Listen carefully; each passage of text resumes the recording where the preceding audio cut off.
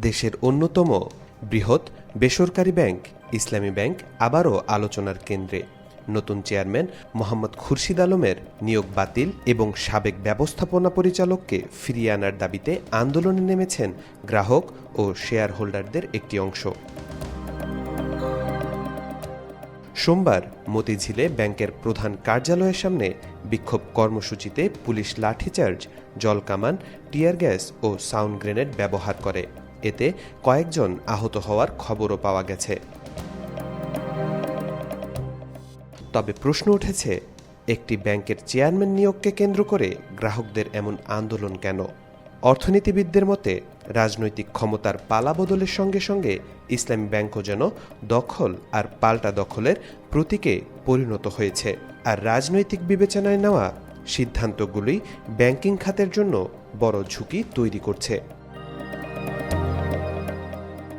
2017 সালের পর থেকে ব্যাংকটির নিয়ন্ত্রণে ছিল আলোচিত শিল্পগোষ্ঠী এস আলম গ্রুপ। আওয়ামী লীগ সরকারের সময়ে প্রতিষ্ঠানটি ব্যাংকের 82% শেয়ারের মালিকানা পায়। পরে হাজার হাজার কোটি টাকা আত্মসাৎ ও বিদেশে পাচারের অভিযোগে এস আলম গ্রুপের চেয়ারম্যান সাইফুল আলম সহ 66 জনের বিরুদ্ধে মামলা হয়।